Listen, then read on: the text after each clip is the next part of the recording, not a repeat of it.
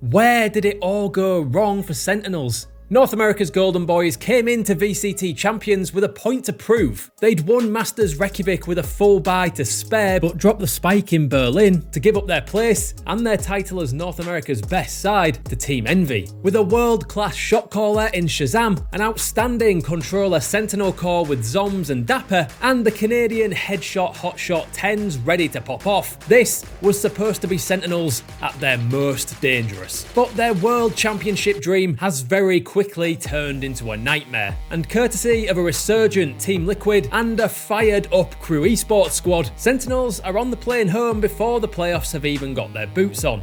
We only actually got to see them in 3 matches, but there were enough whiffs and missteps on show to see exactly why Sentinels' stay at Champions was so short-lived. First up, Sentinels' biggest headache: how do you solve a problem like TenZ? Fans have been arguing about him as the world's best duelist for a long time now, but at Champions, his form was more up and down than a bronze jet. He was the MVP in Sentinels' opener against Furia, dropping a massive 65 kills and a vital 14 first bloods. But against Liquid and Crew, Valorant's most expensive player couldn't get it together. Don't get me wrong, he showed flashes of brilliance. A 3.5 kill death ratio on Bind against Liquid saw the Clutch King at his very best. But he followed that up with a terrible 0.6 KD on the very next map. And against Crew, across all 3 maps, he ended on less kills than the entirety of Crew's squad, with just 40 frags to his name.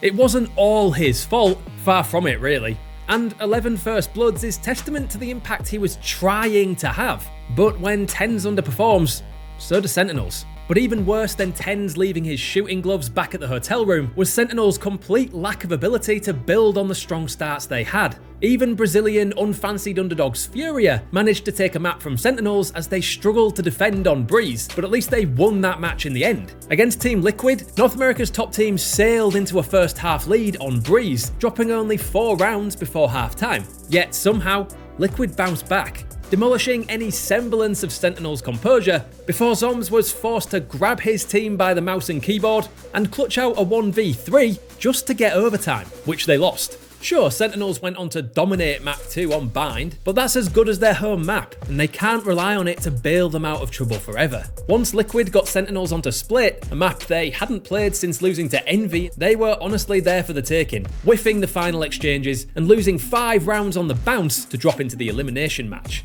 against Crew. But after comfortably beating the Argentinians on Fracture, the North American side fractured themselves on map 2, losing 7 rounds back-to-back after taking what should have been at that point an unassailable 4-round lead. To say Split isn't Sentinels' favourite holiday destination would be a huge understatement, as they did almost the exact same thing again, taking a lead on attack before their disastrous defence crumbled quicker than their confidence. Look, every team has maps they're better on than others, but Split is quickly becoming a problem that Sentinels need to handle before more teams drag them out of their comfort zone. It's not just TenZ, the maps, and the lack of follow-through that costs Sentinels though. An over-reliance on individual brilliance and solo plays has been a criticism aimed at the side a fair bit over VCT, but they've always been good enough to justify the risk Sentinels take. That wasn't the case at VCT Champions. Yeah, they looked like a team when things went well, but as pressure was applied, the cracks in Sentinels' game plan grew into chasms, out of which the team could not escape. Liquid would have taken map 1 even sooner were it not for a ridiculous clutch from Zombs, and he was asked to do it again when his side somehow wrecked themselves and turned a 5v3 in their favour to another 3v1 against.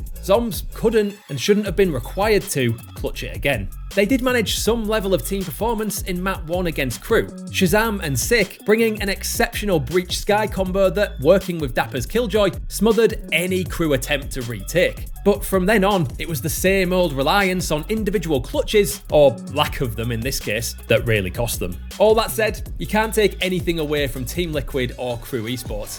They've played their parts to perfection. Liquid, with a point to prove after disappointing so often during the VCT so far, have finally got their act together on the biggest stage of them all. And Crew's hyper-aggressive style and emotional celebrations after taking the most unlikely of Valorant scalps at the most important tournament of the lot is everything an underdog story should be. The question now is, how far can they go?